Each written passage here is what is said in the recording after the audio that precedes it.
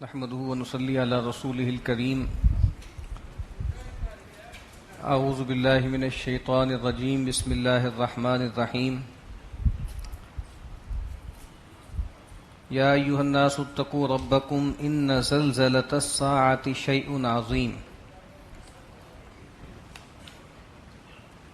یہ سورہ حج ہے. یہ اس کے بارے میں اختلاف ہے. کچھ لوگ اس کو مدنی سورت کہتے ہیں, کچھ مکی سورت کہتے ہیں, لیکن زیادہ صحیح بات یہ ہے کہ یہ مکی سورت ہی ہے. اس کے مضامین زیادہ تر مکی قرآن سے متعلق ہیں, لیکن کچھ آیتیں اس کی وہ ہیں کہ جو اثناء سفر ہجرت میں نبی اکرم صلی اللہ علیہ وسلم پہ نازل ہوئیں, جس میں اذن قتال دے دیا گیا. یا ایھا الناس, اے لوگو, اتقوا ربکم, تقوی اختیار کرو اپنے رب کا. ان زلزلۃ الساعۃ شیء عظیم, بے شک قیامت کا بھونچال, اس کا زلزلہ ایک بہت بڑی چیز ہے. یعنی خاص طور پہ وہ جو واقعہ ہے, جو ایونٹ ہے اس دنیا کے خاتمے کا, کہ جس میں سورج اور چاند آپس میں مرج کر دیے جائیں گے اور بڑے مہیب پہاڑ جو ہے وہ روئی کے گالوں کی طرح اڑتے پھریں گے. جب ایک بڑی آفت مچے گی تو کہا کہ وہ بہت بڑی چیز ہے, اس کو معمولی مت سمجھنا. یوم ترونھا تذہل کل مرضعۃ عما ارضعت,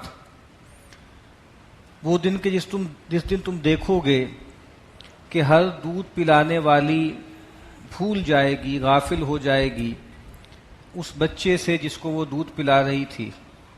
وَتَضَعُ كُلُّ ذَاتِ حَمْلٍ حَمْلَهَا, اور ہر حمل والی اپنا حمل گرا دے گی, ڈال دے گی. وَتَرَى النَّاسَ سُكَارَى, اور تم دیکھو گے لوگوں کو کہ جیسے وہ نشے میں ہیں, مدہوش ہیں.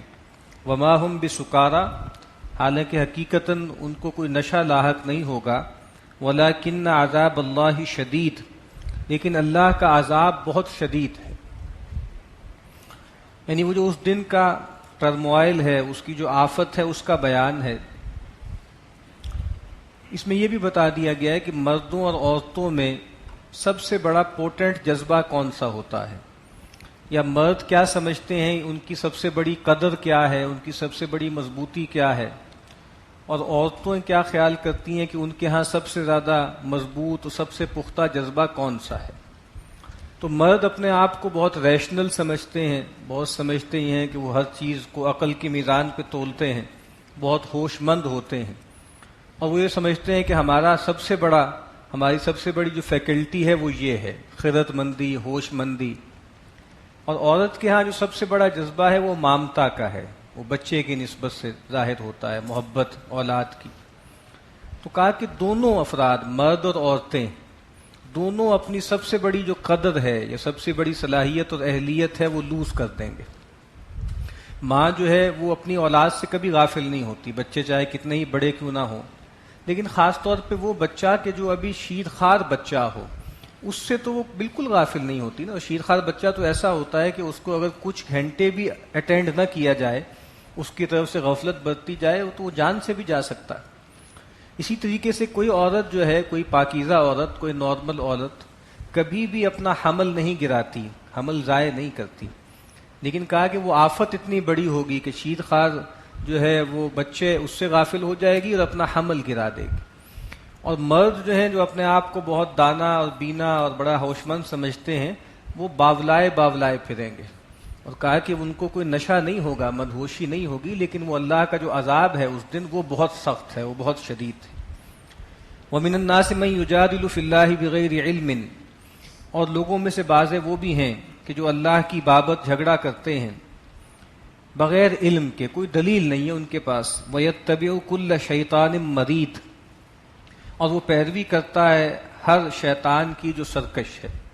اللہ کے معاملے میں خود سے باتیں بنا کے پیغمبروں سے جھگڑا کر رہے ہیں, اور شیطان کے ہاتھ میں اپنی باگ دے دی ہے. کون شیطان؟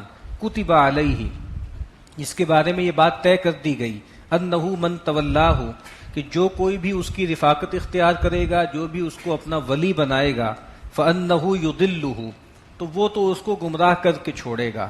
وَيَهْدِيهِ إِلَىٰ عَذَابِ السَّعِيرِ، اور وہ اس کی رہنمائی کرے گا، اس کو لے جائے گا جہنم کے عذاب میں۔ یعنی جو شیطان کو اپنا دوست بنا لے گا، جو اس کے ہاتھ میں اپنی باگ دے دے گا، تو شیطان تو خود بھی چونکہ جہنم میں اس نے گرنا ہے تو وہ اس کو بھی ساتھ جہنم میں لے گرے گا۔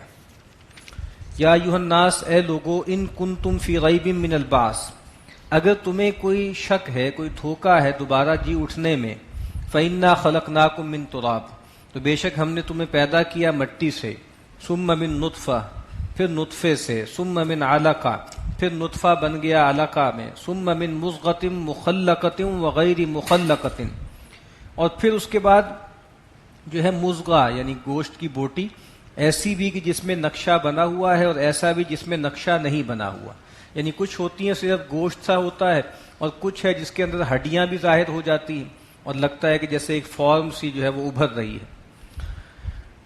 لِنُبَيِّنَ لَكُمْ، اور یہ سب کس لیے ہے؟ تاکہ ہم تمہارے سامنے اس بات کو کھول کر بیان کر دیں۔ یعنی یہ جو ساری تفصیل ہم تمہیں بار بار بتاتے ہیں، یہ بھی ہو سکتا تھا کہ اللہ تعالیٰ انسانوں کو جیسے یک بارگی، جیسے آسمان سے بارش برستی ہے، انسان بھی ایسے آ جائیں، ٹپکنے لگیں، یا جیسے چھوٹے بچوں کو بتایا جاتا ہے کہ جی بچے کیسے پیدا ہوتے ہیں، وہ اصل میں ایک فرشتہ ٹوکری میں گھر سے باہر بچے کو رکھ جاتا ہے، تو ایسا بھی ہو سکتا تھا کہ اللہ تعالیٰ اسی طرح کرتے، لیکن ایسا نہیں کیا انہوں نے۔ ایک تدریج ہے کہ ایک پانی کی بوند کو کس طریقے سے وہ بڑھاتے ہیں، اور بڑھانے کے بعد ایک بچے کی شکل میں تولد کرتے ہیں، اور پھر وہ ایک جوان رانا بن جاتا ہے۔ تو یہ ساری تدریج تمہیں سمجھانے کے لیے ہے، تاکہ تم دیکھو کہ وہ اللہ جس کی یہ قدرت ہے کہ ایک مائع مہین سے وہ ایک جو ہے انسان پیدا کر دیتا ہے، اس کے لیے انسانوں کو مرنے کے بعد دوبارہ جی اٹھانا کچھ بھی مشکل نہیں ہے۔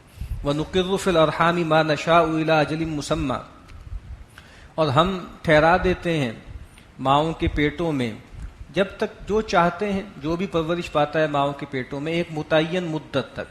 ثُمَّ نُخْرِجُكُمْ طِفْلًا، پھر ہم تمہیں نکالتے ہیں ایک بچے کی صورت میں، ثُمَّ لِتَبْلُغُوا أَشُدَّكُمْ، تاکہ پھر تم اپنی پوری مضبوطی تک پہنچو، جوانی کو پہنچو۔ وَمِنْكُمْ مَن يُتَوَفَّىٰ، اور بعض ایسے ہیں جن کو ہم پہلے وفات دے دیتے ہیں، بچپن میں، لڑکپن میں، جوانی میں۔ وَمِنْكُمْ مَن يُرَدُّ إِلَىٰ أَرْذَلِ الْعُمُرِ، اور تم میں سے بعض وہ بھی ہیں جس کو وہ لوٹا دیتا ہے، جس کو لوٹا دیا جاتا ہے نکمی عمر کی طرف، بالکل بوڑھے ہو جاتے ہیں، اس کے بعد عقل کام کرنا چھوڑ دیتی ہے۔ لِكَيْ لَا يَعْلَمَ مِن بَعْدِ عِلْمٍ شَيْئًا، تاکہ وہ بہت کچھ جاننے کے بعد دوبارہ لا علم ہو جائے، کچھ بھی نہ جانے، بالکل ایسے جیسے بچہ ہوتا ہے ویسا بن جائے۔ وہ ترل، ایک نشانی انسان کی انفس میں بتائی کہ اپنی تخلیق پہ غور کر لو، اس سے تم پر واضح ہو جائے گی بات کہ اللہ کے لیے تمہیں دوبارہ پیدا کرنا کچھ بھی مشکل نہیں ہے۔ اب آفاق پہ توجہ دلا رہے ہیں، اپنے سے خارج بھی نشانیاں دیکھ لو۔ وَتَرَى الْأَرْضَ حَامِدَةً، تو تم دیکھتے ہو زمین کو کہ بالکل اجاڑ پڑی ہوتی ہے، خراب پڑی ہوتی ہے۔ فَإِذَا أَنزَلْنَا عَلَيْهَا الْمَاءَ، تو ہم اس پر اتارتے ہیں آسمان سے پانی، اہتزت، تو اس میں ارتعاش پیدا ہوتی ہے، وہ لہریں لینے لگتی ہے۔ وَرَبَتْ، اور وہ اپجتی ہے۔ وَأَنبَتَتْ مِن كُلِّ زَوْجٍ بَهِيجٍ، اور اس سے پھر ہم اگاتے ہیں ہر طرح کے میوے، ہر طرح کی رونق والی سبزیاں اور پھل اور درخت اگاتے ہیں۔ اب کہا کہ اللہ تعالیٰ نے دیکھو زمین مردہ پڑی ہے، بارش برساتے ہیں اور زمین میں زندگی پیدا کر دیتے ہیں۔ تو قرآن مجید نے پہلے کہا نا کذالک الخروج، تم بھی زمین کے اندر ہی تمہارے اجزاء ہیں کہیں، ہم تمہیں بھی پکاریں گے، تمہیں بھی زمین سے نکال لیں گے زندہ کر کے۔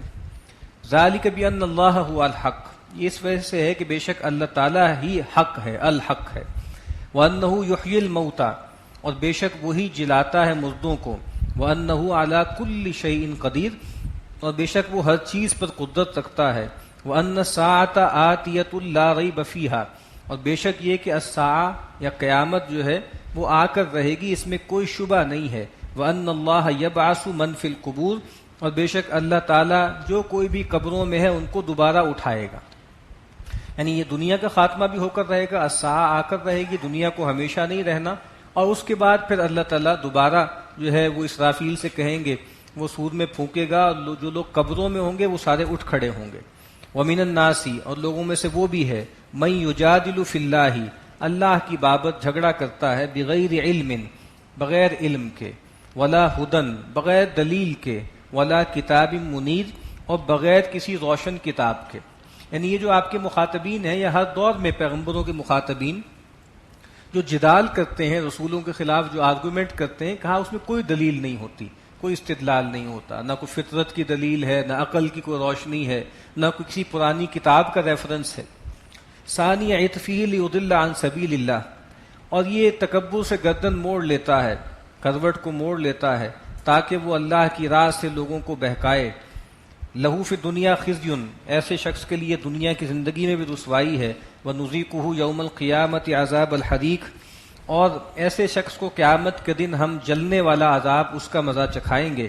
ذالک بما قدمت یداک، اور یہ جو کچھ تمہارے ہاتھوں نے آگے بھیجا ہے اسی کی گویا پاداش ہے۔ وَأَنَّ اللَّهَ لَيْسَ بِظَلَّامٍ لِّلْعَبِيدِ، اور بے شک اللہ تعالیٰ تو اپنے بندوں پر کچھ بھی ظلم نہیں کرتا، ذرہ برابر بھی کوئی زیادتی نہیں کرتا۔ وَمِنَ النَّاسِ مَن يَعْبُدُ اللَّهَ عَلَىٰ حَرْفٍ، اور لوگوں میں وہ بھی ہے جو اللہ کی بندگی کرتا ہے کنارے کنارے۔ فَإِنْ أَصَابَهُ خَيْرٌ اطْمَأَنَّ بِهِ، جب اس کو کوئی بھلائی ملتی ہے، کوئی خوبی ملتی ہے تو بہت مطمئن ہوتا ہے اللہ کی بندگی پر۔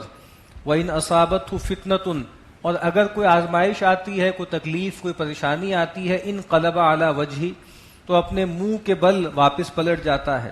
خسر الدنیا والآخرہ، یہ دنیا کا بھی خسارہ ہے اور آخرت کا بھی خسارہ ہے۔ ذالک هو الخسران المبین، اور یہی ہے واضح خسارہ، واضح نقصان۔ اب یہ کردار ہے جو زیادہ وضاحت سے تو مدینہ میں سامنے آیا منافقین کی شکل میں، کہ جو دونوں طرف اپنے رابطے رکھنا چاہتے تھے، اہل کتاب سے بھی اور اہل ایمان سے بھی۔ مشرکین میں بھی ایسے تھے جو یہ سمجھتے تھے کہ بھئی ٹھیک ہے، یہ محمد جو ہے صلی اللہ علیہ وسلم، یہ بھی ہمارے اپنے ہی آدمی ہیں، ان کے ساتھ جو لوگ چلے گئے وہ بھی بھلے لوگ ہیں، اچھے لوگ ہیں، تو کاہے کو دشمنی کرنی، تو دونوں کے ساتھ رابطہ رہے، اور ٹھیک ہے اللہ کی بندگی بھی کر لیں، اور جو ہے وہ جو طاغوت ہے اور دوسرے آلہہ ہیں ان کو بھی پوج لیں۔ یا جو رویہ ہمیشہ سے رہا ہے، آج بھی ہم میں سے بھی بہت سے لوگوں کا یہ رویہ ہو سکتا ہے کہ بھئی اللہ کی بندگی اس وقت تک کرنی ہے جب تک اللہ کے دین پہ چلنے میں فائدہ ہو۔ آپ نے سنا ہوگا یہ کہ یار جب سے میں نے نماز شروع کی ہے، جب سے میں نے فلاں دعوت کا کام شروع کیا، اتنا فائدہ ہو گیا، اور اتنی جناب دکان چل پڑی، اور جناب وہ بیٹا نہیں ہو رہا تھا برسوں سے، اللہ نے بیٹا بھی دے دیا۔ تو ایک خاص طرح کا ذہن بن جاتا ہے کہ بھئی جیسے دین میں چلنے میں بڑے فائدے ہیں، یار بڑا فائدہ ہے، یہ تو بڑا اچھا کام ہے، اس کے ذریعے دکان بھی چلتی ہے اور باقی بھی بڑی برکت ہوتی ہے۔ لیکن جیسے ہی کوئی جھٹکا آتا ہے، تکلیف آتی ہے، پریشانی آتی ہے، تو دین کو چھوڑ دیتے ہیں۔ تو آج ہمارا جو تعلق ہے دین سے وہ بھی یوٹیلیٹیرین ہو گیا ہے، بس فائدے والا ہو گیا ہے۔ اور اس کو اگر آپ نے دیکھنا ہو نا کہ جو ہمارے ہاں جو روحانی شخصیات ہوتی ہیں یا پیر یا مرشد ہوتے ہیں، نیک لوگ ہیں، ان کے پاس جو لوگ جاتے ہیں تو کس مفاد سے جاتے ہیں یا کیا دعائیں کرواتے ہیں؟ یعنی پہلے لوگ جاتے تھے، جس کو ہمارے یہاں محاورے میں کہتے ہیں نا پیر پکڑنا، کہ جی پیر پکڑنا بہت ضروری ہے، اور بے پیرا ہونا جیسے بڑی گالی تھی ایک زمانے میں۔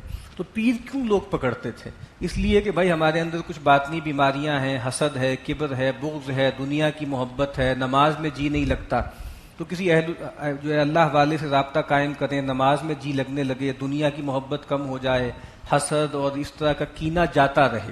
پہلے اس لیے لوگ مرشد پکڑتے تھے، لیکن اب کس لیے پکڑتے ہیں؟ اب مطلب براری کے لیے پکڑتے ہیں۔ اب جیسے جسے کہتے ہیں نا کہ پرابلم سالور ہے، پیر صاحب کس لیے رکھے ہوئے ہیں، کس لیے پالے ہوئے ہیں؟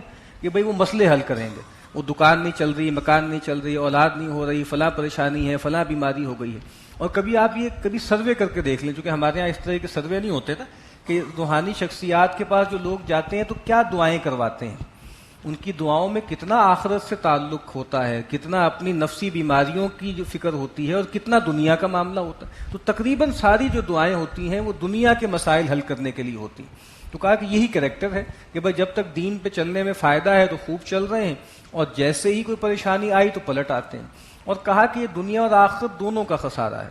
جو آدمی کافر ہے، جس کے بارے میں ہم نے پڑھا الذین ضل سعیہم فی الحیات الدنیا، تو چلو اس کا یہ فائدہ تو ہوتا ہے نا، یحسبون انہم یحسنون صنعا، بالکل کمیٹڈ ہے، یکسو ہے۔ جدید مغرب ایسا ہی ہے نا، اس نے ایک آنکھ بند کر لی، اس نے اللہ کو پیٹھ دکھا دی، اس نے دنیا کو کل سمجھا اور بڑا فلرش کیا، بڑے مزے کیے اس نے، ٹھیک ہے۔ اور ایک دیندار لوگ ہوتے ہیں جو اللہ کے ساتھ کمیٹڈ ہوتے ہیں، ان کو بھی کوئی پرواہ نہیں ہوتی۔ یہ لوگ سب سے زیادہ خسارے میں ہیں کہ بیچارے کبھی چل رہے ہیں، کبھی رک رہے ہیں، اور جو ہے کبھی ایمان کھینچتا ہے، کبھی کفر اپنی طرف پکارتا ہے ان کو۔ تو کہا کہ یہ کچھ بھی نہیں کر پاتے پھر، جو اس وقت امت مسلمہ کا حال ہے کہ نہ دنیا میں کسی جوگی ہے، اور اگر خدا نہ خواستہ انہی اعمال پہ چلے گئے تو آخرت میں بھی بڑے اندیشے ہیں۔ تو کہا خسرت دنیا والآخرہ، دنیا اور آخرت دونوں کا خسارہ ہے، اور یہی اصل میں بڑا خسارہ ہے۔ یدعو من دون اللہ ما لا یضرہ وما لا ینفعہ، یہ اللہ کے سوا ایسی ہستیوں کو پکارتا ہے کہ جس کا نہ کوئی نقصان ہے، جو ان کو نہ کوئی نقصان پہنچا سکتی ہے اور نہ کوئی فائدہ۔ ذالک هو الضلال البعید، بے شک یہی ہے دور کی گمراہی۔ یدعو لمن ضرہ اقرب من نفعہ، یہ پکارتا ہے ان ہستیوں کو جن کا پکارنا زیادہ نقصان دہ ہے ان کے فائدے سے، ان کا فائدہ کچھ بھی نہیں ہے اور لیکن نقصان بہت زیادہ ہے۔ دنیا میں بھی اللہ تعالیٰ جو ہے وہ عذاب دیں گے اور آخرت میں بھی جہنم میں جھونک دیں گے۔ لبئس المولا و لبئس العشیر، کیا ہی برا ہے یہ دوست اور کیا ہی برا ہے یہ رفیق۔ ان اللہ یدخل الذین آمنوا وعملوا الصالحات جنات تجری من تحتها الانہار، بے شک اللہ تعالیٰ داخل کرے گا ان لوگوں کو جو ایمان لائے اور جنہوں نے نیک اعمال کیے، ایسے باغات میں جن کے دامن میں ندیاں بہتی ہوں گی۔ ان اللہ یفعل ما یرید، اللہ تعالیٰ جو چاہتا ہے کرتا ہے۔ من کان یظن ان لن ینصرہ اللہ فی الدنیا والآخرہ، جو یہ گمان کرتا ہے کہ اللہ تعالیٰ ہرگز اس کی مدد نہیں کرے گا نہ دنیا میں اور نہ آخرت میں، فلیمدد بسبب الی السماء، تو اس کو چاہیے کہ ایک رسی آسمان کی طرف تان لے، ثم لیقطع، پھر اس کو کاٹ ڈالے، فلینظر هل یذہبن کیدہ ما یغیظ، اور پھر دیکھے کہ جو اس تدبیر سے اس کا کوئی غیظ جاتا رہا، کوئی غصہ، کوئی گھٹن کم ہوئی۔ یعنی یہ وہی کریکٹر ہے جو مشرک ہے، جو جس کی ساری امیدیں اپنے جھوٹے معبودوں سے، اللہ سے کوئی امید نہیں ہے، اللہ سے مایوس ہو چکا ہے۔ تو کہا کہ جو آدمی جس کا معاملہ ایسا ہے اور جو یہ تو یہ ہے کہ اللہ کے بارے میں توقع نہیں رکھتا، یا اس نے یہ سمجھ لیا ہے کہ دیکھیں اب تو میں شرک کرتا ہی رہا ہوں اتنے عرصے سے، اتنی میں خرابیاں کرتا رہا ہوں، اب تو اللہ بھی مجھے معاف نہیں کر سکتا گویا۔ تو کہا کہ جس کو یہ گمان ہے تو پھر اس کا کوئی آسرا نہیں ہے، پھر آسمان پہ رسی تانے اور اس کو کاٹ دے اور پھر کچھ بھی نہیں حاصل ہوگا اس کو، نہ دنیا میں نہ آخرت میں۔ وَكَذَلِكَ أَنزَلْنَاهُ آيَاتٍ بَيِّنَاتٍ، اور اسی طریقے سے ہم نے اتاری آپ پر یہ واضح کھلی آیات۔ وَأَنَّ اللَّهَ يَهْدِي مَن يُرِيدُ، اور اللہ تعالیٰ جس کو چاہتا ہے ہدایت دیتا ہے۔ إِنَّ الَّذِينَ آمَنُوا وَالَّذِينَ هَادُوا وَالصَّابِئِينَ وَالنَّصَارَى وَالْمَجُوسَ وَالَّذِينَ أَشْرَكُوا، بے شک وہ لوگ کہ جو ایمان لائے اور وہ لوگ کہ جو یہودی ہوئے اور صابئی ہوئے اور نصارہ ہوئے اور مجوسی ہوئے، والذین اشرکوا، اور وہ لوگ جنہوں نے شرک کیا۔ یعنی قرآن مجید جب نازل ہو رہا تھا تو جتنے گروہ موجود تھے آس پاس ان سب کا ذکر کر دیا، یہودی، صابئی جو ستارہ پرست تھے، اور نصارہ اور مجوس جو جن کو پارسی کہا جاتا ہے یا زرتشتی کہا جاتا ہے، جو دو خداؤں کے قائل ہیں، نیکی کا خدا یعنی یزداں اور بدی کا خدا یعنی اہرمن، اور یہ مشرکین۔ ان اللہ یفصل بینہم یوم القیامہ، بے شک اللہ تعالیٰ ان کے درمیان فیصلہ کر دے گا قیامت کے دن۔ ان اللہ علی کل شیء شہید، بے شک اللہ تعالیٰ ہر چیز پر گواہ ہے، اللہ تعالیٰ ہر چیز کو دیکھ رہا ہے۔ الم تر ان اللہ یسجد له من فی السماوات ومن فی الارض والشمس والقمر والنجوم والجبال والشجر والدواب وکثیر من الناس، کیا تم نے نہیں دیکھا کہ بے شک اللہ تعالیٰ ہی کو سجدہ کرتی ہے ہر وہ چیز جو آسمانوں میں ہے اور ہر وہ چیز جو زمین میں ہے، اور سورج اور چاند اور ستارے اور پہاڑ اور درخت اور باقی جانور بھی، چوپائے بھی، اور انسانوں میں سے بھی بہت سے۔ یعنی جہاں پر اللہ تعالیٰ نے اختیار دیا ہے وہ جنات ہے اور انسان ہے، ان میں سے بہت سے ہیں جو اڑی کرتے ہیں، اللہ کے آگے نہیں جھکتے، باقی تو ہر چیز اللہ کے آگے جھکی ہوئی ہے۔ وَكَثِيرٌ حَقَّ عَلَيْهِ الْعَذَابُ، اور بہت سے ایسے ہیں کہ جن پہ اللہ کا عذاب جو ہے وہ ٹھہر چکا ہے، واقع ہو کر رہے گا۔ وَمَن يُهِنِ اللَّهُ فَمَا لَهُ مِن مُكْرِمٍ، اور جس کو اللہ تعالیٰ ہی ذلیل کر دے، رسوا کر دے، تو پھر اس کو عزت دینے والا کوئی نہیں، یعنی اللہ تعالیٰ ہی ہے جو المعز بھی ہے المذل بھی ہے۔ ان اللہ یفعل ما یشاء، بے شک اللہ تعالیٰ جو چاہتا ہے کرتا ہے۔ یہ آیت سجدہ ہے، سجدہ کر لیجیے۔ بسم اللہ اولہ و آخرہ۔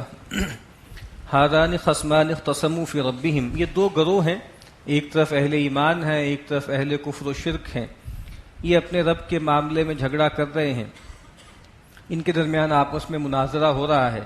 فالذین کفروا قطعت لہم ثیاب من نار، بے شک وہ لوگ جنہوں نے کفر کیا ان کے لیے جو ہے وہ قطع کر کے تیار کیے جائیں گے جہنم کے کپڑے، یعنی آگ سے گویا ان کے ملبوس تیار ہوں گے۔ یصب من فوق رؤوسہم الحمیم، اور ان کے سر کے اوپر سے کھولتا ہوا پانی گرایا جائے گا۔ یصہر بہ ما فی بطونہم والجلود، اور اس گرم گرم پانی سے جو کچھ ان کے پیٹوں میں ہوگا وہ بالکل گل جائے گا، اور ان کی کھالیں بھی بالکل گل جائیں گی، پگھل جائیں گی۔ وَلَهُم مَّقَامِعُ مِنْ حَدِيدٍ، اور ان کے لیے بڑے بڑے ہتھوڑے ہیں لوہے کے، یعنی اس سے ان کی تواضع ہوگی۔ کلما ارادوا ان یخرجوا منها من غم اعیدوا فیہا، اور جب جب وہ چاہیں گے کہ اس جہنم سے، اس عذاب سے نکلیں، اس گھٹن سے، تو ان کو دوبارہ اسی میں لوٹا دیا جائے گا۔ وذوقوا عذاب الحریق، اور ان سے کہا جائے گا کہ اب چکھو جلنے کا عذاب۔ ان اللہ يدخل الذین آمنوا وعملوا الصالحات جنات تجری من تحتها الانہار، بے شک اللہ تعالیٰ داخل کرے گا ان لوگوں کو جو ایمان لائے اور نیک عمل کیے، ایسے باغات میں جن کے دامن میں بہتی ہوں گی ندیاں۔ یحلون فیہا من اساور من ذہب ولؤلؤا، اور وہاں ان کو پہنائے جائیں گے کنگن سونے کے اور موتیوں کے۔ ولباسہم فیہا حریر، اور جنت میں ان کا جو ملبوس ہوگا وہ ریشم ہوگا۔ جس سے میں نے کہا نا کہ جس طرح بادشاہ رہتے ہیں ویسے ہوگا، یعنی قرآن مجید جب نازل ہو رہا تھا اس زمانے میں اعلیٰ ترین جو لیونگ سٹینڈرڈ کو ہو سکتا تھا اس کا بیان ہے۔ تو قرآن مجید آج اگر نازل ہوتا تو اب جیسے بتایا جاتا ہے کہ جو بھی ملٹی بلینئرز ہوتے ہیں یا وہ جو وائٹ ہاؤس کا جو مکین ہے جیسے وہ رہتا ہے اس کی پھر مثالیں بیان کی جاتی ہیں کہ دیکھو ایسے جنت میں تم رہو گے۔ لیکن جب قرآن مجید نازل ہو رہا تھا تو جو مثالیں ان کے سامنے تھیں اس کا تذکرہ کیا کہ عجم کے بادشاہ سونے کے کنگن پہنتے ہیں اور جناب ریشم کی پوشاک پہنتے ہیں، اور اسی لیے اللہ کے نبی نے مردوں کو منع کیا، کہا کہ جو آدمی دنیا میں سونا پہنے گا اور ریشم پہنے گا وہ آخرت میں ان سے محروم کر دیا جائے گا۔ وَهُدُوا إِلَى الطَّيِّبِ مِنَ الْقَوْلِ وَهُدُوا إِلَى صِرَاطِ الْحَمِيدِ، اور ان کو راہ پالی، انہوں نے ان کو راہ یابی دے دی گئی اس ستھری بات کی طرف، یعنی وہ جب جنت میں جائیں گے تو وہاں وہ جو پاکیزہ بات ہے، وہ جو پاکیزہ کلمہ ہے اس کو دہرا رہے ہوں گے۔ الحمدللہ الذی ہدانا لہذا، الحمدللہ الذی اذھب عنا الحزن، اور ان کو رہنمائی کر دی گئی، ان کو لے جایا گیا سیدھی اس راہ کی طرف کہ جو تعریفوں والی راہ ہے۔ ان الذین کفروا یصدون عن سبیل اللہ والمسجد الحرام، بے شک وہ لوگ جنہوں نے کفر کیا اور وہ اللہ کی راہ سے بھی روکتے ہیں اور اہل توحید کو مسجد حرام سے بھی روکتے ہیں۔ الذی جعلناہ للناس سواء العاکف فیہ والباد، اس مسجد حرام کو جس کو ہم نے بنایا ہے تمام انسانوں کے لیے برابر، چاہے جو وہاں رہنے والے ہیں وہ اور چاہے جو باہر سے آنے والے ہیں، یہ برابر ہے۔ یعنی یہ جو حرم مکی ہے یہ جیسے گویا ایک اوپن سٹی ہے، یہاں کسی کو نہیں منع کیا جا سکتا حرم میں آنے میں، اور حرم میں جو ہے کسی آگے کی یہ نہیں ہے کہ خاص نشستیں مخصوص ہوں، کچھ 10 صفحے ہوں کہ جو اہل مکہ کے لیے ہوں اور باقی لوگوں کے لیے، سب کا حق اس پہ برابر ہے۔ اور اس میں پھر بعد میں اختلاف ہے کہ کیا حرم کے حوالے سے یہ بات ہے یا پورے حدود حرم ہے، چونکہ ہمارے یہاں روایتیں ایسی ہیں کہ جو مکہ کی زمین ہے، حرم کی زمین ہے، اس کا کرایہ جائز نہیں ہے، تو پھر یہ بات طے ہو گئی کہ جو حرم مکی ہے اس کے بارے میں تو طے ہے۔ اسی طریقے سے جو حج کے مشاعر ہیں، عرفات، منا، یہ بھی کسی کی ملک خاص نہیں ہو سکتی، لیکن پھر بعد میں فقہا نے کہا ہے کہ اس کے علاوہ حرم کی حدود کے اندر اور آدمی کی بھی ملک ہو سکتی ہے، اس کو جائیداد بنا سکتا ہے، وہ لوگوں کو رکھنے کے لیے معاوضہ لے سکتا ہے۔ وَمَن يُرِدْ فِيهِ بِإِلْحَادٍ بِظُلْمٍ نُذِقْهُ مِنْ عَذَابٍ أَلِيمٍ، اور جو کوئی بھی حرم میں کوئی ٹیڑھی راہ نکالنا چاہے گا، الحاد کرے گا کسی شرارت سے، ہم اس کو دردناک عذاب کا مزہ چکھائیں گے۔ نبی اکرم صلی اللہ علیہ وسلم نے فرمایا ابغض الناس الی اللہ ثلاثہ، اللہ کے نزدیک مبغوض ترین لوگ 3 ہیں، ان میں سے پہلا شخص کون ہے؟ ملحد فی الحرم، جو حرم کے اندر کجی اور فساد اور بربادی چاہتا ہے، یعنی اللہ کی نافرمانی اور فساد ہر جگہ برا ہے لیکن حرم مکی میں اس کی شناعت بہت زیادہ ہے۔ وَإِذْ بَوَّأْنَا لِإِبْرَاهِيمَ مَكَانَ الْبَيْتِ أَلَّا تُشْرِكْ بِي شَيْئًا، اور جب ہم نے ٹھیک کر دی یعنی مہیا کر دی ابراہیم کے لیے جگہ اس گھر میں، ان کو واضح کر دیا کہ یہ وہ جگہ ہے جہاں پہ اللہ کا گھر ہوگا، اس کی بنیادیں اٹھاؤ، اور ہم نے ان کو حکم دیا کہ دیکھو میرے ساتھ کسی کو شریک نہ ٹھہرانا، وَطَهِّرْ بَيْتِيَ لِلطَّائِفِينَ وَالْقَائِمِينَ وَالرُّكَّعِ السُّجُودِ، اور میرے گھر کو پاک رکھنا طواف کرنے والوں کے لیے، اس میں قیام کرنے والوں کے لیے، اور رکوع و سجدہ کرنے والوں کے لیے۔ اب گویا یہ مشرکین مکہ کو بھی بتایا جا رہا ہے کہ دیکھو تمہارے جو جد امجد ہیں ابراہیم، ان کو تو یہ حکم دیا تھا، انہوں نے ایسا ہی کیا، لیکن تم نے اس کو ناپاک کر دیا، اللہ کے گھر کو جو ہے بتوں سے بھر دیا۔ وَأَذِّن فِي النَّاسِ بِالْحَجِّ، اور لوگوں کو پکارو حج کے لیے، یأتوک رجالا، وہ آئیں گے تمہارے پاس پا پیادہ بھی، وعلی کل ضامر یأتین من کل فج عمیق، اور سوار ہو کر دبلی دبلی اونٹنیوں پر، کہ اور دور دور کی گھاٹیوں کو کراس کر کے وہ اونٹنیاں یہاں آئیں گی، بہت دور دور سے لوگ آئیں گے، پیدل بھی آئیں گے اور بالکل لاغر اور دبلی اونٹنیوں پہ سوار ہو کر بھی، ہر طرح کی جو ہے وہ گہری وادیاں پار کر کے بھی پہنچیں گے۔ لیشہدوا منافع لہم، تاکہ وہ دیکھ لیں یا پہنچ جائیں اپنے فائدے کی جگہوں پر۔ ایک فائدہ تو ٹھیک ہے، مادی فائدہ بھی ہے، قرآن مجید نے منع نہیں کیا کہ حج کا جو سفر ہے اس میں کچھ منفعات بھی حاصل کر سکتے ہو، کوئی کاروبار بھی کر سکتے ہو، لیکن اصل جو منفعت ہے حج کی وہ روحانی ہے، وہ اخروی ہے۔ ہمارے ہاں بہت سے لوگوں نے حج کو جیسے OIC کی طرح کی ایک سمٹ بنا کے رکھ دیا اور کہا کہ حج تو اصل میں اس لیے ہے کہ پوری دنیا سے مسلمان آئیں اور مسلمان اپنے مسائل پہ غور و فکر کریں اور تقریریں ہوں اور جلسے ہوں۔ ٹھیک ہے، یہ بھی موقع ہے کہ وہاں پر مسلمانوں کے مسائل بھی ڈسکس ہوں، لیکن اصل میں حج جو ہے وہ ایک روحانی سفر ہے، اور اصل میں آپ دیکھ لیجئے سمبولیکلی وہ دنیا سے جانے کا سفر ہے۔ جیسے آدمی رخصت ہو رہا ہے نا دنیا سے، ویسے ہی ہے۔ اور پہلے بھی لوگ ایسے جایا بھی ایسے ہی کرتے تھے، کیونکہ سفر بھی لمبے ہوتے تھے، سال 6 ماہ بعد لوگ آتے تھے، تو اپنا سارا جو ہے وہ کہا سنا معاف کروا کے جاتے تھے، اور وہاں جا کے جیسے کفن کی 2 چادریں ہوتی ہیں وہ پہن لیتے تھے، اور ننگے سر جیسے ایک غلام کی طرح اپنے آقا کے دربار میں حاضر ہوتے تھے۔ اور جس طرح کہا گیا ہے نا کہ یہ حجر اسود کیا ہے، یہ یمین اللہ ہے، تو جیسے غلام حاضر ہوتے تھے بادشاہوں کے پاس تو آستین یا ہاتھ کا بوسہ دیتے ہیں، تو کہا کہ یہ گویا اللہ کا ہاتھ ہے، غلام حاضر ہیں اور اس کا بوسہ لے رہے ہیں۔ تو اصل میں یہ ایک روحانی سفر ہے اور بالکل سمبولک ہے، اور اس کو دیکھنا ہو نا کہ اس کی کیا شان ہے، ہر اس کے جز میں کیا چیز ہے، تو امام غزالی اور ہمارے بزرگوں نے بہت اچھا اس کو بیان کیا۔ تو اصل میں منفعت کیا ہے، اس کی روحانی منفعت ہے۔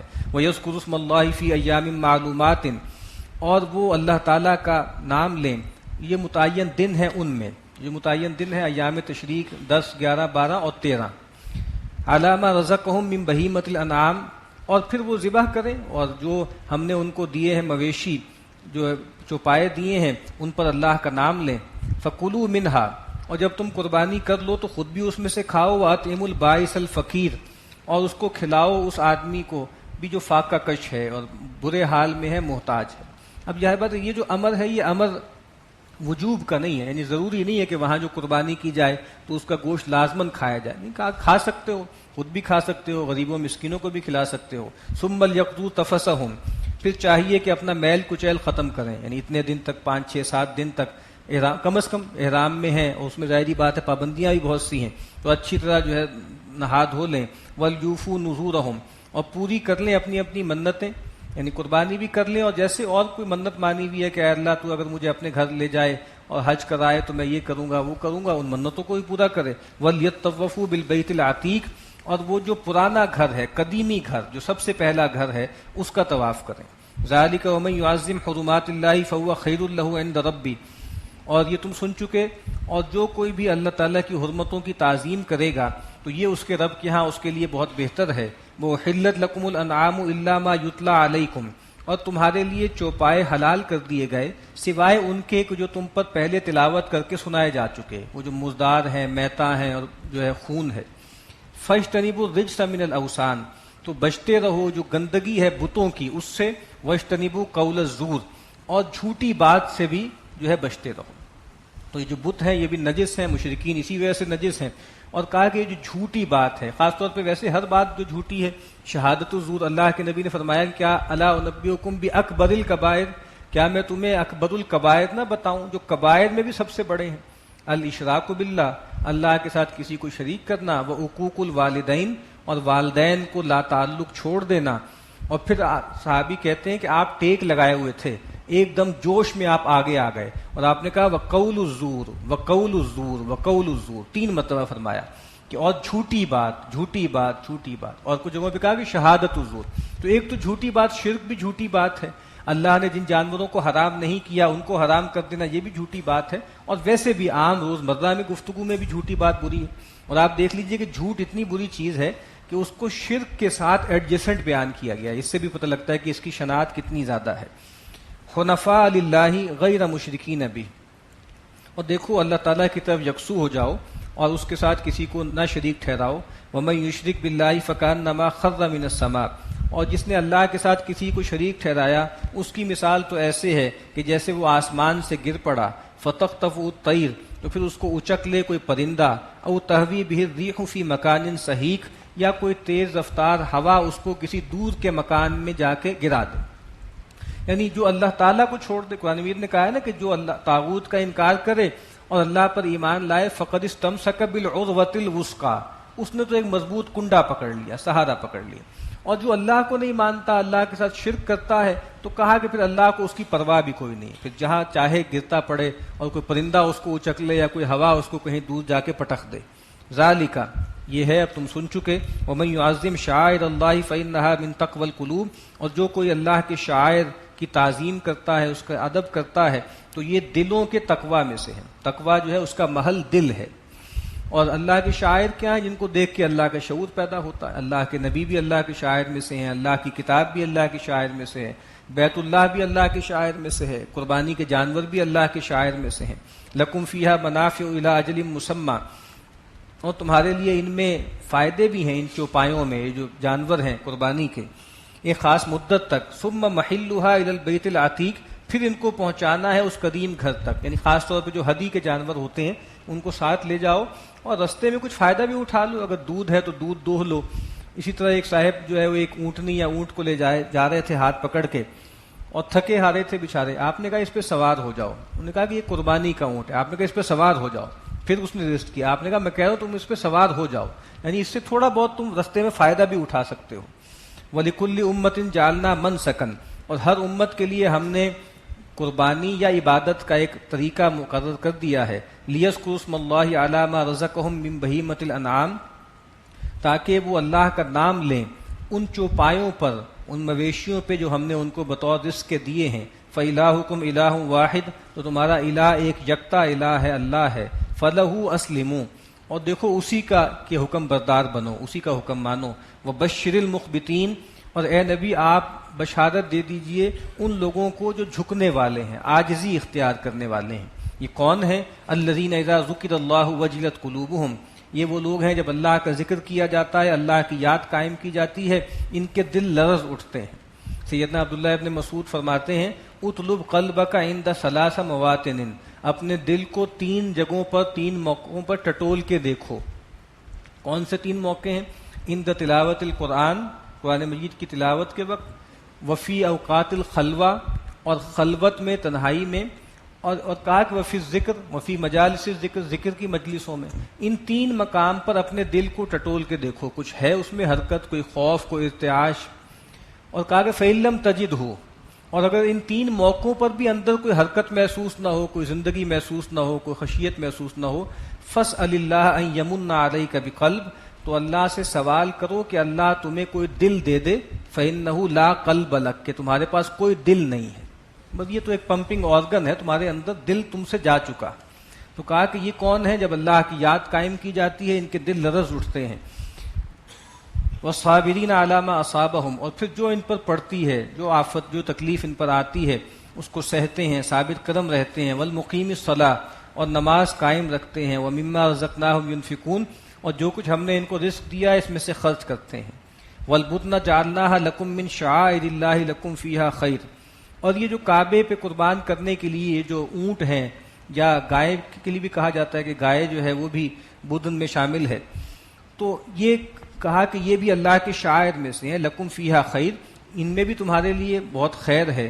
فاذکروا اسم اللہ علیہا صواف، تو خاص طور پہ اونٹوں کا ذکر ہے کہ اللہ کا نام لو ان پر کتار اندر کتار، یعنی کتار باندھ کر، اور ظاہر بات ہے اونٹ جو ہے اس کو بھی دونوں طریقے سے جو ہے وہ کیا جا سکتا ہے، ذبح بھی کیا جا سکتا ہے جیسے عام جانوروں کو، اور نحر بھی کیا جاتا ہے، اس کو کھڑا کر کے اس کے گردن کے قریب برچھی ماری جاتی ہے اور جس سے اس کا خون بہتا ہے اور وہ پھر گر جاتا ہے۔ فَإِذَا وَجَبَتْ جُنُوبُهَا، تو جب پھر وہ گر پڑے اپنے کروٹ کے بل، یعنی پہلے گویا جب کھڑا ہوا ہے تو گویا وہ قیام کی نشانی ہے، اور جب وہ گر گیا ہے تو گویا وہ رکوع کی نشانی ہے۔ فَكُلُوا مِنْهَا وَأَطْعِمُوا الْقَانِعَ وَالْمُعْتَرَّ، تو اب کھاؤ اس میں سے، خود بھی کھاؤ اور کھلاؤ اس کو بھی جو قانع ہے، جو بیٹھا ہوا ہے گھر میں مانگنے نہیں آتا، اس کو بھی پہنچاؤ۔ والمعتر، اور جو بے قراری کر کے مانگنے آ جاتا ہے اس کو بھی دو۔ نبی اکرم صلی اللہ علیہ وسلم نے بھی اپنے واحد حج میں 100 اونٹ جو ہے اپنے قربان کیے، اس میں سے 63 اونٹ آپ نے خود نہر کیے، اور ایک لکیر میں لائن میں جو ہے گویا اونٹ آ جاتے تھے، اور رسول اللہ صلی اللہ علیہ وسلم کے سامنے آ کے خود اپنی گردن آگے ڈال دیتے تھے، اور رسول اللہ صلی اللہ علیہ وسلم ان کو نہر کرتے تھے۔ تو 63 اونٹ آپ نے خود نہر کیے اور باقی سیدنا علی نے آپ کی طرف سے کیے۔ کذالک سخرناها لکم لعلکم تشکرون، اسی طریقے سے ہم نے ان کو تمہارے لیے مسخر کر دیا تاکہ تم شکر مانو۔ یعنی یہ جو جانور ہیں، یہ اونٹ ہے اور جو جانور ہیں اللہ نے مسخر کیے، اسی لیے ہمیں دعا سکھائی گئی نا کہ سبحان الذی سخر لنا ھذا، یہ گھوڑا ہے، یہ اونٹ ہے، گھوڑا تو اس کی تو طاقت مشہور ہے، ہارس پاور کا لفظ وہاں سے نکلا ہے، لیکن اللہ نے تمہارے تابع کر دی ہیں، یہ کس لیے کیے ہیں؟ تاکہ تم شکر مانو. لن ینال اللہ لحومها ولا دماؤها ولکن ینالہ التقوی منکم. یہ جو تم قربانی کرتے ہو حج کے موقع پہ یا عید الاضحیٰ پر، اس کا نہ خون اللہ تک پہنچتا ہے اور نہ ان کا گوشت جو ہے وہ تم آپس میں تقسیم کر لیتے ہو، خود کھا لیتے ہو، اور خون زمین پہ خشک ہو جاتا ہے. وَلَٰكِن يَنَالُهُ التَّقْوَىٰ مِنْكُمْ. اللہ تک جو چیز پہنچتی ہے وہ تمہارے اندر کا تقویٰ ہے، خدا خوفی ہے، نیکی ہے، تو یہ پہنچے گا، ورنہ نہیں پہنچے گا. كَذَٰلِكَ سَخَّرَهَا لَكُمْ لِتُكَبِّرُوا اللَّهَ عَلَىٰ مَا هَدَاكُمْ. اسی طریقے سے اللہ نے ان کو مسخر کر دیا ہے تمہارے سامنے، تاکہ جو اللہ نے تمہیں ہدایت دی ہے تم اس پر اللہ کی کبریائی بیان کرو، اللہ اکبر کہو. وبشر المحسنین. اور اے نبی آپ بشارت دے دیجئے خوب کاروں کو، محسنین کو. اب یہاں سے وہ آیتیں آ رہی ہیں جس کے بارے میں کہا جاتا ہے کہ اثناء سفر ہجرت میں نازل ہوئیں. ان اللہ یدافع عن الذین آمنوا. بے شک اللہ تعالیٰ دفاع کرتا ہے، ہٹاتا ہے دشمنوں کو اہل ایمان سے. اہل ایمان کی طرف سے اللہ تعالیٰ مدافعت کرتے ہیں. ان اللہ لا يحب كل خوان کفور. بے شک اللہ تعالیٰ محبت نہیں کرتے ہر دغا باز کو، ہر ناشکرے کو. یعنی یہ کیوں ایسا ہو رہا ہے کہ بھائی مکے میں جو ہے مسلمانوں کو ستایا جا رہا ہے؟ تو کہا کہ یہ تو اللہ تعالیٰ کی حکمت ہے. یہاں پہ مدینہ میں اب ہم نے تمہارے ہاتھ کھول دیے ہیں، اب تم جو ہے بدلہ لے سکتے ہو، لیکن ہر صورت میں، چاہے مکے کی صورتحال ہو چاہے مدینہ کی صورتحال ہو، اللہ تعالیٰ کو ان سے محبت کوئی نہیں ہے. یہ جو کفار ہیں، یہ جو تمہیں ستا رہے ہیں، تمہاری گردنیں مار رہے ہیں، یہ سارے ناشکرے ہیں اور یہ سارے خائن ہیں. یہ تو ایک آزمائش ہے جس میں اللہ نے تمہیں رکھا ہے. اذن للذین یقاتلون بانہم ظلموا. اجازت دے دی گئی ان لوگوں کو کہ وہ قتال کر سکتے ہیں، بانہم ظلموا، کہ اس وجہ سے کہ ان پر زیادتی کی گئی. یعنی جن کے ساتھ قتال کیا گیا ہے اب ان کو اجازت دے دی گئی ہے، ان پر زیادتی ہوئی ہے تو اب وہ بدلہ لے سکتے ہیں. وَإِنَّ اللَّهَ عَلَىٰ نَصْرِهِمْ لَقَدِيرٌ. اس کو کہا جاتا ہے یہ اذن قتال ہے. مکہ میں تو تھا کہ کفوا ایدیکم، ہاتھ باندھے رکھو، ہاتھ روکے رکھو. اب یہاں اذن قتال ہے. سورہ بقرہ میں امر قتال ہے. وَقَاتِلُوا فِي سَبِيلِ اللَّهِ الَّذِينَ يُقَاتِلُونَكُمْ وَإِنَّ اللَّهَ عَلَىٰ نَصْرِهِمْ لَقَدِيرٌ. اور بے شک اللہ تعالیٰ ان کی مدد کرنے پر قادر ہے. الذين اخرجوا من ديارهم بغير حق الا ان يقولوا ربنا الله. وہ لوگ کہ جن کو اپنے گھر بار سے نکال دیا گیا ناحق، سوائے اس کے ان کا جرم یہ تھا کہ انہوں نے یہ کہا کہ اللہ ہمارا رب ہے. ولولا دفع الله الناس بعضهم ببعض. اور اگر اللہ تعالیٰ ہٹائے نہ، دور نہ کرے بعض لوگوں کو بعض دوسرے لوگوں کے ذریعے، تو کیا ہو جائے؟ لہدمت صوامع وبیع وصلوات ومساجد یذکر فیہا اسم اللہ کثیرا. تو کیا ہو کہ ڈھا دیے جائیں سارے تکیے یعنی خانقاہیں، اور سارے جو ہے سینیگوگ، اور سارے چرچ کنیسہ، اور ساری مسجدیں جن میں اللہ تعالیٰ کا خوب ذکر کیا جاتا ہے. اب یہ جو ظاہری بات ہے کہ لڑائی وغیرہ ہونی تھی اور باقی معاملات بھی ہونے تھے، تو مشرکین نے بھی پروپیگنڈا کرنا تھا اور کیا بھی کہ یہ لوگ بڑے بنتے ہیں، ہم اصلاح کرنے والے ہیں، لیکن یہ کیا کر رہے ہیں؟ بیت اللہ کو بھی، حرمت کو بھی پامال کر رہے ہیں، قتال کر رہے ہیں، خون بہا رہے ہیں. تو کہا کہ یہ اصل میں اگر یہ معاملات نہ ہوں، اللہ تعالیٰ اگر کوئی قوم کرپٹ ہو اور دوسری قوم کو اٹھا کے اس پر نہ دے مارے، تو ساری عبادت گاہیں ضائع ہو جائیں. اور اسی لیے خاص طور پہ آپ دیکھیں کہ تذکرہ ان کا بھی کیا گیا ہے، صوامع کا، یعنی وہ جو موناسٹریز ہوتی تھی نا، ان کی جو خانقاہیں ہوتی تھی، چونکہ عیسائی بھی اعتراض کرتے تھے. آپ کو معلوم ہے کہ سیدنا مسیح کے ہاں یا آج بھی عیسائیت میں جو کی ورڈ ہے وہ لو ہے. لو دائی اینیمی، لو دائی نیبر، لو دائی لارڈ. تو ان کو بڑا عجیب سا لگتا ہے کہ یہ اس میں قتل وتل کی باتیں ہو رہی ہیں. تو کہا کہ بھئی تمہاری عبادت گاہیں بھی جو بچی ہیں تو اسی وجہ سے بچی ہیں. اسی لیے آپ دیکھیے کہ جو کرسچن تھیولوجی ہے اس میں ہولی وار، بلکہ جس کو جسٹ وار کہتے ہیں، جسٹ وار کا تصور دنیا کی ہر روایت میں ہے. جن کو ہم سمجھتے ہیں نا کہ جو بدھسٹ ہیں ان کے ہاں بھی جسٹ وار کا تصور ہے. تو کہا کہ اگر یہ نہ ہو نا تو پھر تمہاری عبادت گاہیں بھی باقی نہ رہتی ہیں اگر اللہ تعالیٰ یہ انتظام نہ کرتے. وَلَيَنْصُرَنَّ اللَّهُ مَن يَنْصُرُهُ. اور اللہ تعالیٰ ضرور بھی ضرور مدد کرے گا ان کی جو اس کی مدد کریں گے. ریسیپروکل ہے، لوگ ہمت کریں، اللہ کے دین کی نصرت کے لیے کھڑے ہوں تو اللہ تعالیٰ جو ہے وہ مدد کریں گے. ان اللہ لقوی عزیز. بے شک اللہ تعالیٰ زبردست ہیں اور بہت قوی ہیں، غالب ہیں. چاہیں تو کسی مسلمان کو ایک تنکا بھی نہ توڑنا پڑے اور مزے سے سب دین غالب ہو جائے، تو اللہ تعالیٰ قوی ہے، عزیز ہے، لیکن اللہ کی حکمت بھی تو ہے نا. اللہ تعالیٰ چاہتے ہیں کہ ظاہر کر دیں کہ کون اس کے وفادار ہیں اور کون غدار ہیں. الذین ان مکناہم فی الارض، وہ لوگ کہ جن کو ہم زمین میں تمکن عطا کریں، اقتدار دیں، تو وہ کیا کریں گے؟ اقاموا الصلاۃ وآتوا الزکاۃ، وہ نماز قائم کریں گے اور زکوٰۃ ادا کریں گے، وامروا بالمعروف ونہوا عن المنکر، اور وہ نیکی کا حکم دیں گے اور برائی سے روکیں گے، وللہ عاقبۃ الامور، اور اللہ ہی کے ہاں ہے سارے معاملات کا انجام۔ تو یہ ہے جو بھی اسلامی ریاست ہو، مدینہ میں مسلمانوں کو یہ کرنا تھا، فتح مکہ کے بعد بھی یہی کرنا تھا، اور جب بھی مسلمانوں کو تمکن ہو تو وہ یہی کام کریں گے۔ بدقسمتی یہ ہے کہ ہمارے ہاں جو دینی طبقات ہیں ان پر بھی دنیا، اس کی ترقی، پروگرس، ڈیولپمنٹ، اس کا بت اتنا سوار ہے کہ ہمارے مذہبی لوگ بھی اسی کو پوچھتے ہیں۔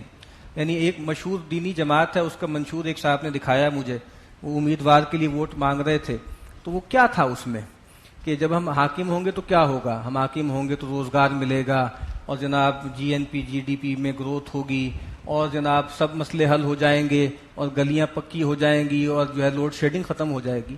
اس لیے دینی حکومتیں قائم ہوتی ہیں۔ دینی حکومتیں کسی میں ہے دم کہ کہہ سکے کہ جب دین قائم ہوگا تو یہ سب چینل وینل بند ہو جائیں گے، یہ سب فیشن شوز ختم ہو جائیں گے، یہ ساری بینکوں کی عمارتیں فنا ہو جائیں گی۔ کسی دینی جماعت میں ہے ہمت کہ یہ کہہ سکے اور کہے کہ آؤ اب ہمیں ووٹ دو؟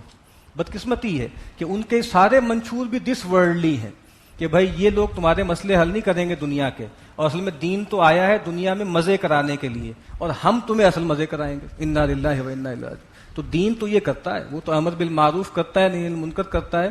ہم پتہ نہیں کس خیال میں ہیں۔ دین، میں کہتا ہوں کہ آدھا پچدہ، ایک چوتھائی دین نافذ کر دیں تو جان کے لالے پڑ جائیں گے۔ روزگار تو چھوڑ دیجئے آپ، یہ سب بند ہو جائیں گے، یعنی مطلب 80% کاروبار تو بند کرنے پڑیں گے آپ کو، تو لگ پتہ جائے گا۔ تو اس متھ میں نہ رہیے۔ جب دین آئے گا تو دین اس لیے آتا ہے کہ دینی اقدار قائم کریں، نماز کا نظام قائم ہوگا، زکوٰۃ کا نظام قائم ہوگا، خیر کی دعوت دی جائے گی، اور شر کو بزور قوت ختم کر دیا جائے گا۔ وہیں یکذبوک، اور اے نبی اگر یہ آپ کو جھٹلائیں، فقط کذبت قبلہم قوم نوح وعاد وثمود، تو یہ جھٹلا چکے اس سے پہلے، تو جھٹلا چکے قوم نوح بھی اور عاد بھی اور سمود بھی، وقوم ابراہیم وقوم لوط، اور ابراہیم کی قوم بھی اور لوط کی قوم، اس نے بھی انکار کیا، جھٹلایا۔ واصحاب مدین، اور مدین والوں نے بھی سیدنا شعیب کا انکار کیا۔ وکذب موسیٰ، اور موسیٰ علیہ السلام کی بھی تکذیب کی گئی۔ فاملیت للکافرین، تو پھر میں نے مہلت دی، میں نے ڈھیل دی کافروں کو۔ ثم اخذتم، پھر میں نے ان کو پکڑا۔ یہ اللہ کا قانون ہے، بار بار آ رہا ہے۔ فکیف کان نکیر، تو کیسا ہوا میرا عقاب، کیسی ہوئی میری پھٹکار، کیسا ہوا میرا پکڑنا۔ فکأیم من قریۃ اہلکناھا، تو کتنی ہی بستیاں جن کو ہم نے ہلاک کر دیا۔ وہی ظالمۃ، کیوں ہلاک کیا؟ اس وجہ سے کہ وہ ظالم تھیں۔ فہی خاویۃ علی عروشہا، تو وہ اوندھی پڑی ہیں اپنی چھتوں پر۔ وبئر معطلۃ، اور کتنے ہی کنویں ہیں جو نکمے پڑے ہیں، معطل پڑے ہیں۔ وقصر مشید، اور کتنے ہی محلات ہیں جو چونے گچ کے اور سفیدی کے بنے ہوئے ہیں، وہ بھی غارت ہوئے ہیں۔ افلم یسیروا فی الارض، تو کیا وہ زمین پہ چلتے پھرتے نہیں ہیں؟ فتکون لہم قلوب یعقلون بہا، کہ ان کے ہوتے دل جس سے وہ سمجھتے۔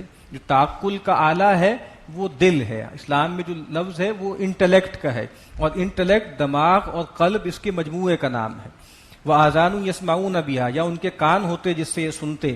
فإنها لا تعمى الابصار، کہ بے شک آنکھیں اندھی نہیں ہوتی، ولیکن تعمى القلوب التي في الصدور، لیکن وہ دل اندھے ہو جاتے ہیں جو سینوں میں ہیں۔ یہ آنکھیں تو ہوتی ہیں، ابو لہب کی بھی آنکھ تھی، انگارے جیسی آنکھ تھی، لیکن اس کا دل تاریک ہو چکا تھا، دل اندھا ہو چکا تھا۔ وَيَسْتَعْجِلُونَكَ بِالْعَذَابِ، اے نبی یہ آپ سے جلدی مانگتے ہیں عذاب۔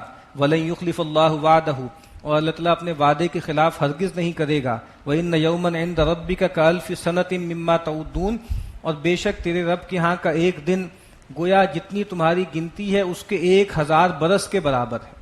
اب یہاں یہ بتایا گیا کہ تمہارا جو کیلنڈر ہے، تمہاری جو تقویم ہے وہ بہت چھوٹی ہے، تم گھنٹوں میں، دنوں میں، ہفتوں میں، مہینوں میں، سالوں میں سوچتے ہو۔ اللہ کا کی جو کیلنڈر ہے وہ بہت بڑا ہے۔ تم سمجھتے ہو کہ 20 سال ہو گئے فلاں پیغمبر کو دعوت دیتے ہوئے، اب عذاب کیوں نہیں آ رہا؟ کہا کہ اللہ کا دن بہت بڑا ہے، اللہ تعالیٰ کی تقویم بہت لمبی ہوتی ہے۔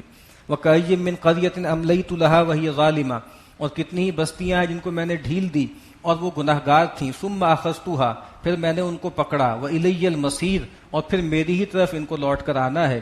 قُلْ يَا أَيُّهَا النَّاسُ، اے نبی فرما دیجئے اے لوگو، انما انا لکم نذیر مبین، بے شک میں تمہارے لیے تمہاری طرف ایک کھلا کھلا خبردار کرنے والا ہوں۔ فالذین آمنوا وعملوا الصالحات لهم مغفرۃ ورزق کریم، پس وہ لوگ کہ جو ایمان لائے انہوں نے نیک اعمال کیے ان کے لیے مغفرت بھی ہے اور بہت پاکیزہ رزق بھی ہوگا۔ والذین سعوا فی آیاتنا معاجزین، اس کے برعکس وہ لوگ کہ جو ہماری آیتوں میں دوڑ دھوپ کر رہے ہیں کہ ہمیں ہرا دیں، ہمیں عاجز کر دیں، اولئک اصحاب الجحیم، یہی لوگ ہیں جو جہنم والے ہیں۔ وما ارسلنا من قبلک من رسول ولا نبی، اور اے نبی آپ سے پہلے ہم نے کسی رسول اور نبی کو نہیں بھیجا، الا مگر یہ کہ اذا تمنا، جب اس نے آرزو کی، اس نے خیال باندھا، القى الشیطان فی امنیتہ، تو شیطان نے اس کے خیال میں کچھ چیزیں ڈال دیں، آمیزش کر دیں۔ فینسخ اللہ ما یلقی الشیطان، تو اللہ تعالیٰ نے منسوخ کر دیا، مٹا دیا جو شیطان ملاتا ہے، ڈالتا ہے۔ ثم یحکم اللہ آیاتہ، پھر اللہ تعالیٰ اپنی آیات کو پختہ کر دیتا ہے، اپنی باتوں کو پختہ کر دیتا ہے۔ واللہ علیم حکیم، اور اللہ تعالیٰ علم والا، حکمت والا ہے۔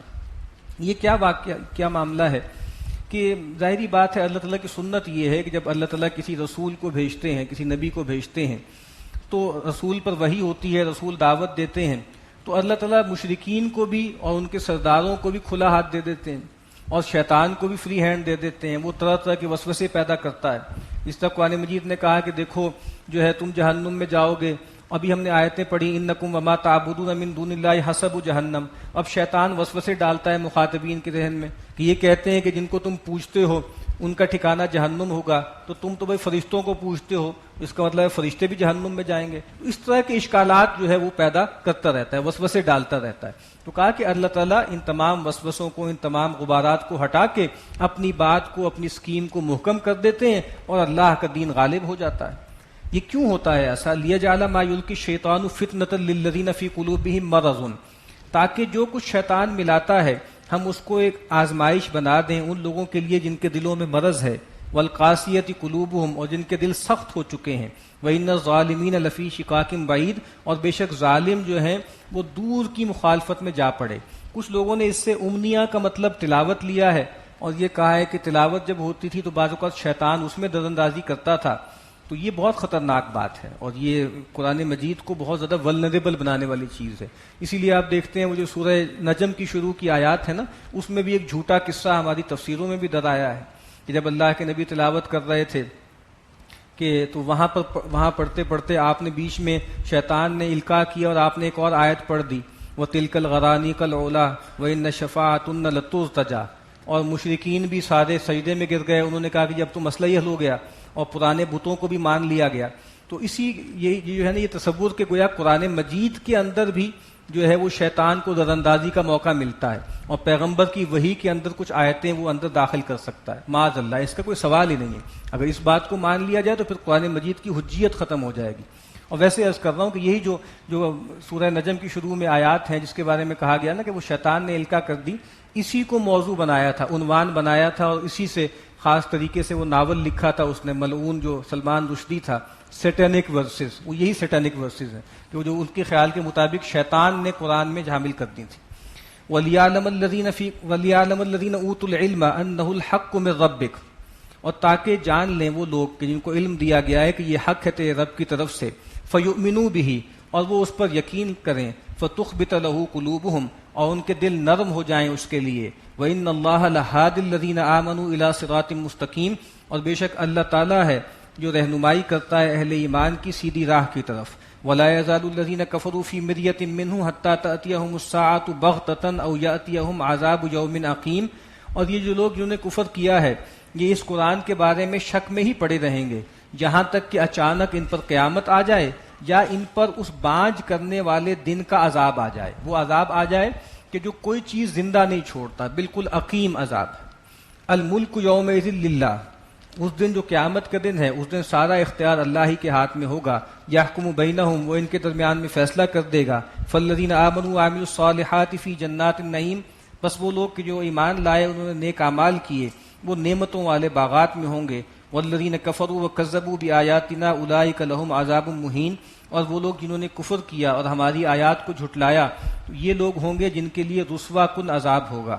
والذین ہاجروا فی سبیل اللہ ثم قتلوا او ماتوا، اور وہ لوگ جنہوں نے ہجرت کی اللہ کی راہ میں پھر یا تو مارے گئے یا ویسے فوت ہو گئے طبی موت مر گئے، لَيَرْزُقَنَّهُمُ اللَّهُ رِزْقًا حَسَنًا، اللہ تعالیٰ ضرور بضرور ان کو پاکیزہ روزی دے گا، دنیا میں بھی تمکن دے گا، دنیا میں بھی اچھا بدلہ دے گا، اور آخرت میں تو نوازے گا ہی۔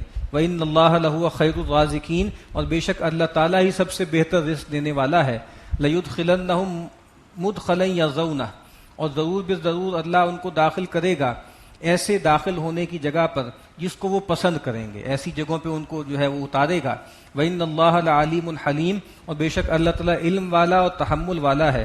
ذَلِكَ، یہ سب تم سن چکے، وَمَنْ عَاقَبَ بِمِثْلِ مَا عُوقِبَ بِهِ ثُمَّ بُغِيَ عَلَيْهِ، اور کہا کہ جس نے بدلہ لیا جتنا اس کے ساتھ زیادتی کی گئی تھی، ثم بغی علیہ، پھر اس پر مزید کوئی زیادتی ہو، لینصرنہ اللہ، تو ضرور بالضرور اللہ اس کی مدد کریں گے۔ ان اللہ لعفو غفور، بے شک اللہ تعالیٰ درگزر کرنے والا بخشنے والا ہے۔ یعنی مسلمانوں کا معاملہ یہ نہیں ہوتا کہ اگر ان کے ساتھ کوئی بدمعاشی کریں تو وہ بھی اتنے ہی بدلے کی جو ہے بدمعاشی کرنا شروع کر دیں۔ ہاں کوئی زیادتی ہوگی تو دفاع کریں گے، بدلہ بھی لیں گے، لیکن یہ طریقہ نہیں ہے کہ بھئی پہلے مظلوم تھے تو بعد میں ظالم بن جائے، ایسا نہیں ہے۔ مسلمانوں کے ساتھ بدقسمتی سے ایسا ہی ہو رہا ہے بہت عرصے سے، کہ ان کے ساتھ ظلم ہو رہا ہے، زیادتی ہو رہی ہے، لیکن بدلے میں وہ کیا کرتے ہیں، وہ بھی ظالم بن جاتے ہیں۔ وہ نیٹشے کا بہت مشہور جملہ ہے کہ اس نے کہا کہ درندوں سے لڑتے وقت دھیان کرنا، کہیں ایسا نہ ہو کہ درندوں سے لڑتے لڑتے تم بھی درندے بن جاؤ۔ تو مسلمانوں کے کچھ گروہوں کے ساتھ ایسا ہی ہو گیا ہے کہ درندے ان سے لڑ رہے ہیں تو اس کے مقابل میں وہ بھی درندے بن گئے۔ کہا کہ نہیں، بدلہ لینا ہے اور وہ بہت انصاف سے لینا ہے، لیکن اگر تمہارے اوپر زیادتی کی گئی اور تم نے بدلے میں زیادتی نہ کی تو اللہ تمہاری مدد کرے گا، تب اللہ مدد کرے گا، لیکن اگر تم بدمعاشی کے مقابلے میں بدمعاشی کرنے لگو گے پھر اللہ کی مدد نہیں آئے گی۔ ذالک بأن اللہ یولج اللیل فی النہار ویولج النہار فی اللیل، یہ اس واسطے ہے کہ اللہ تعالیٰ داخل کر دیتا ہے رات کو دن میں اور دن کو رات میں، کبھی راتیں لمبی ہو جاتی ہیں دن چھوٹے ہو جاتے ہیں، کبھی دن لمبے ہو جاتے ہیں راتیں چھوٹی ہو جاتی ہیں۔ وَأَنَّ اللَّهَ سَمِيعٌ بَصِيرٌ، اور بے شک اللہ تعالیٰ سنتا ہے اور دیکھتا ہے۔ ذَلِكَ بِأَنَّ اللَّهَ هُوَ الْحَقُّ، اور یہ اس واسطے کہ اللہ تعالیٰ ہی حقیقی خدا ہے اور رب ہے اور الہ ہے۔ وَأَنَّ مَا يَدْعُونَ مِن دُونِهِ هُوَ الْبَاطِلُ، اور اللہ کے سوا جس کو یہ پکارتے ہیں پوجتے ہیں وہ باطل ہے۔ وَأَنَّ اللَّهَ هُوَ الْعَلِيُّ الْكَبِيرُ، اور بے شک اللہ تعالیٰ سب سے بلند ہے اور سب سے بڑا ہے۔ أَلَمْ تَرَ أَنَّ اللَّهَ أَنزَلَ مِنَ السَّمَاءِ مَاءً، کیا آپ نے نہیں دیکھا کہ اللہ تعالیٰ یہ ہے جس نے آسمان سے پانی اتارا، فَتُصْبِحُ الْأَرْضُ مُخْضَرَّةً، تو اس سے کیا ہو گئی کہ زمین ہو گئی سرسبز، زمین مزدہ تھی بالکل اپج گئی اور سرسبز ہو گئی۔ ان اللہ لطیف خبیر، بے شک اللہ تعالیٰ بہت باریک بین ہے اور بہت لطف و کرم کرنے والا ہے اور خبردار ہے۔ لَهُ مَا فِي السَّمَاوَاتِ وَمَا فِي الْأَرْضِ، جو کچھ آسمانوں میں ہے اور جو کچھ زمین میں ہے وہ اسی کا ہے۔ وَإِنَّ اللَّهَ لَهُوَ الْغَنِيُّ الْحَمِيدُ، اور بے شک اللہ تعالیٰ الغنی ہے، بے پرواہ ہے، اور حمید ہے، ستودہ صفات ہے، اس کی حمد آپ سے آپ ہو رہی ہے۔ أَلَمْ تَرَ أَنَّ اللَّهَ سَخَّرَ لَكُم مَّا فِي الْأَرْضِ، کیا آپ نے دیکھا نہیں کہ بے شک اللہ تعالیٰ نے تمہارے لیے مسخر کر دیا ہے ہر اس چیز کو جو زمین میں ہے۔ وَالْفُلْكَ تَجْرِي فِي الْبَحْرِ بِأَمْرِهِ، اور اس کشتی کو بھی تمہارے کام پہ لگا دیا ہے جو تمہیں لے کر چلتی ہے دریا میں اس کے حکم سے۔ وَيُمْسِكُ السَّمَاءَ أَن تَقَعَ عَلَى الْأَرْضِ إِلَّا بِإِذْنِهِ، اور اس نے تھام رکھا ہے آسمان کو کہ وہ زمین پہ آ پڑے مگر یہ بھی اسی کے حکم سے ہے کہ آسمان ٹلتا نہیں۔ ان اللہ بالناس لرؤوف الرحیم، بے شک اللہ تعالیٰ اپنے بندوں پر بہت ہی رأفت اور رحمت کرنے والا ہے۔ وَهُوَ الَّذِي أَحْيَاكُمْ، وہی ہے جس نے تم کو جلایا، ثُمَّ يُمِيتُكُمْ، پھر وہ تمہیں مارے گا، ثُمَّ يُحْيِيكُمْ، پھر تمہیں دوبارہ زندہ کرے گا۔ ان الانسان لکفور، بے شک انسان بڑا ہی ناشکرا ہے۔ لِكُلِّ أُمَّةٍ جَعَلْنَا مَنْسَكًا هُمْ نَاسِكُوهُ، ہر امت کے لیے ہم نے قربانی کا، عبادت کا، بندگی کی ایک راہ مقرر کر دی ہے جس پر وہ چلتے ہیں۔ فَلَا يُنَازِعُنَّكَ فِي الْأَمْرِ، تو اے نبی یہ آپ سے اس معاملے میں، اس کام میں جھگڑا نہ کریں۔ یہ وہی مسئلہ ہے پرانا، اہل کتاب اعتراض کرتے تھے کہ آپ کے ہاں نماز کی فارم اور ہے، ہمارے ہاں اور ہے، آپ کے ہاں قربانی کی شکل اور ہے، ہمارے ہاں اور ہے۔ تو کہا کہ بھئی ہر امت کے لیے اللہ نے تھوڑا تھوڑا فرق رکھا ہے شریعت میں، وہ جو کہا نا کہ شرعۃ و منہاجا، ہر ایک کے لیے ایک شریعت ہے، ہر ایک کے لیے ایک راہ ہے۔ تو اے نبی اس میں نہ الجھیے، اس میں ان سے آرگومنٹ نہ کیجیے۔ وَادْعُ إِلَىٰ رَبِّكَ، اور آپ اپنے رب کی طرف دعوت دیتے رہیے، جس طرح پہلے آیا نا کہ وَلِكُلِّ وِجْهَةٌ هُوَ مُوَلِّيهَا فَاسْتَبِقُوا الْخَيْرَاتِ، جو اصل میدان ہے وہ خیرات کا ہے، وہ نیکی کا ہے۔ انک لعلی ھدی مستقیم، آپ بے فکر رہیے، آپ ان کی باتوں میں نہ آئے، بے شک آپ ہی سیدھی راہ پر ہیں۔ وَإِن جَادَلُوكَ، اور پھر بھی اگر یہ آپ سے جدال کریں، جھگڑا کریں، فَقُلِ اللَّهُ أَعْلَمُ بِمَا تَعْمَلُونَ، تو آپ کہہ دیجئے جو کچھ تم عمل کرتے ہو اللہ اس سے خوب واقف ہے۔ اللہ یحکم بینکم یوم القیامۃ فیما کنتم فیہ تختلفون، اللہ تعالیٰ تمہارے درمیان فیصلہ کر دے گا قیامت کے دن ہر اس معاملے میں جس میں تم اختلاف کرتے ہو۔ یہ جو کچھ لوگوں کو شوق ہوتا ہے نا کہ سارے مسئلے یہیں پر زمین پہ حل کر کے جانے ہیں، اور چھوٹی چھوٹی چیزوں سے لے کر بڑی بڑی چیزوں تک ہے، یہ ایسا کیوں ہے، یہ نماز میں اتنا فرق کیوں ہے، اور فلاں لوگ یہ کام کرتے ہیں، فلاں یہ نہیں کرتے، سارے مولوی اکٹھے کیوں نہیں ہو جاتے، ساری جماعتیں ایک کیوں نہیں ہو جاتی، یہ کیوں نہیں ہو جاتا، سب لوگ سارے مسلک ختم ہو جائیں، سارے فرقے ختم ہو جائیں۔ بھائی یہ سارے مسئلے یہاں ختم نہیں ہوں گے، اور دنیا اسی لیے بنائی گئی ہے کہ اس میں آزمائش ہوگی اور پریشانیاں ہوں گی اور اختلاف ہوں گے، ساری چیزیں اصل میں آخرت میں ریکنسائل ہو جائیں گی۔ تو سارے مسائل اس دنیا میں حل کرنے کی فکر نہ کرو، بہت سے معاملات آخرت کے لیے اٹھا رکھو، وہاں پہ طے ہو جائیں گے۔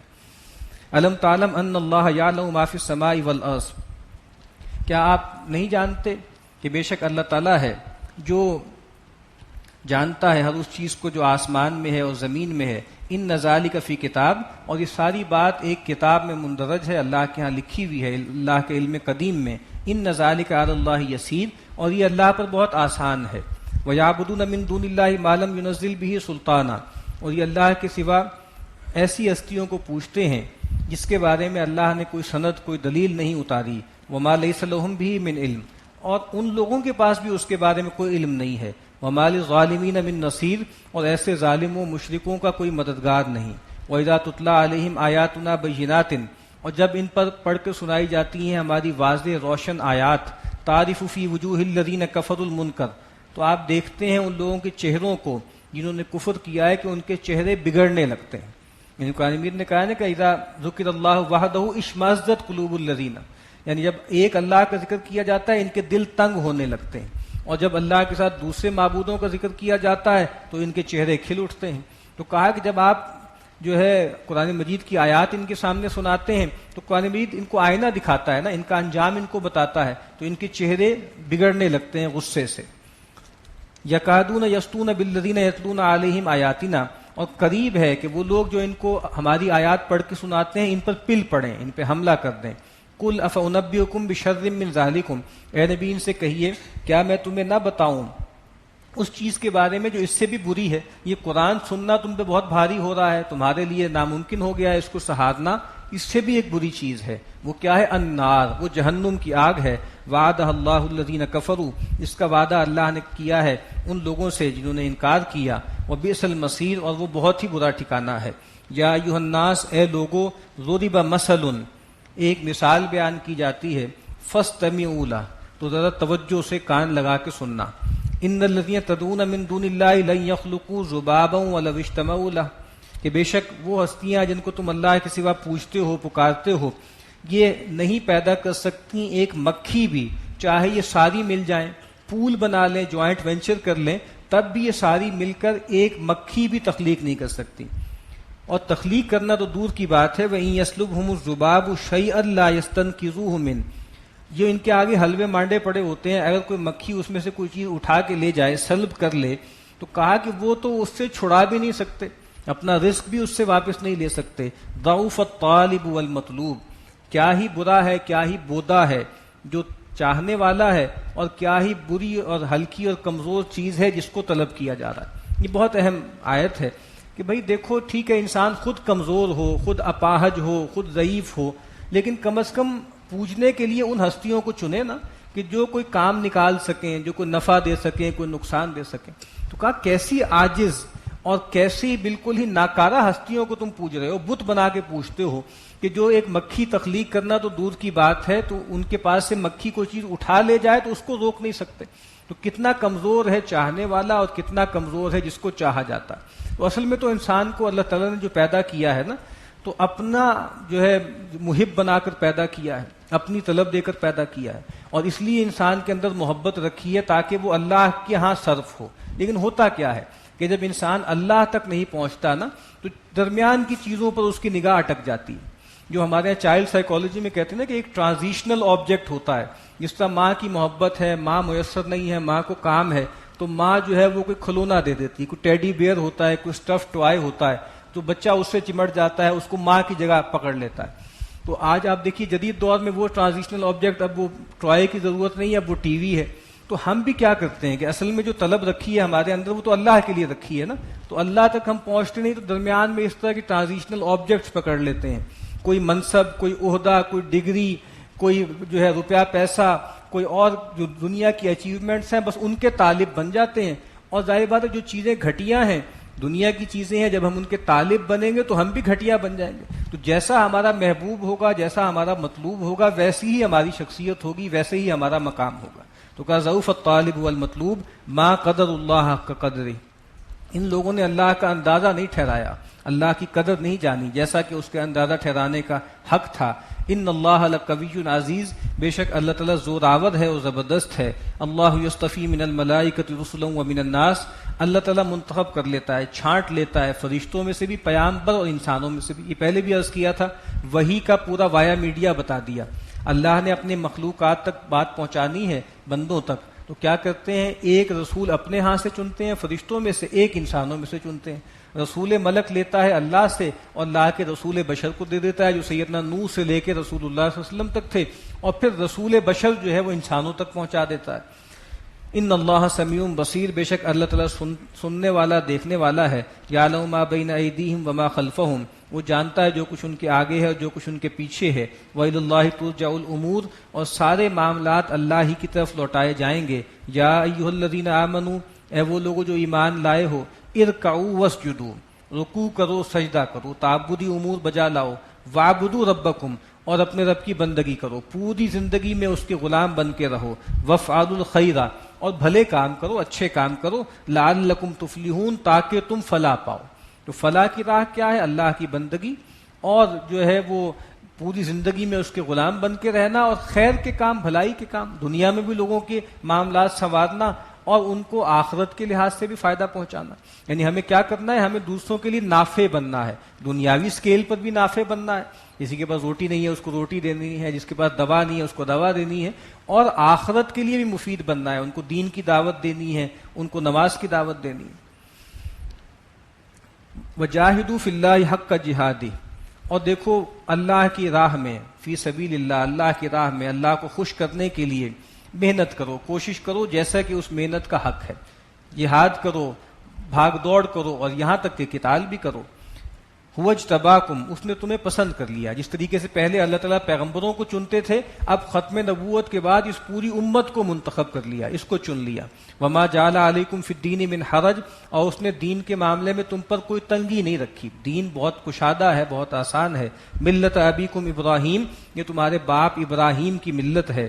هو سماکم المسلمین من قبل، اس نے تمہارا نام مسلم رکھا تھا اس سے پہلے بھی، وفی ھذا، اور اس قرآن میں بھی۔ ہر کتاب میں، ہر وحی میں، ہر پیغمبر کی دعوت میں کیا دعوت ہے؟ اسلام کی دعوت ہے، اور جو مخاطبین ہیں ان کو کیا کہا گیا ہے کہ مسلم بنو، فرما بردار بنو۔ لیکون الرسول شہیدا علیکم وتکونوا شہداء علی الناس، تاکہ رسول ہو جائیں گواہ تم پر اور تم ہو جاؤ گواہ تمام لوگوں پر۔ اس دنیا میں حق کی گواہی قائم کرو، اپنے عمل سے، اپنے قول سے، ایک سماج قائم کر کے، ایک ریاست قائم کر کے، اور آخرت میں بھی جو ہے مشرکین پر حجت قائم کرنا۔ فاقیموا الصلاۃ وآتوا الزکاۃ واعتصموا باللہ، تو پس نماز قائم کرو اور زکوٰۃ ادا کرو، اور اللہ سے چمٹ جاؤ، مضبوطی سے اللہ کو پکڑ لو، اللہ کی کتاب کو، قرآن کو، اس کے رسول سے تمسک حاصل کرو۔ ہوا مولاکم، وہی اللہ تمہارا حقیقی مالک اور مولا ہے۔ فنعم المولا ونعم النصیر، تو کیا بھلا، کیا اچھا مولا ہے، مالک ہے، اور کیا یہ اچھا مددگار ہے۔ بارک اللہ لی ولکم فی القرآن۔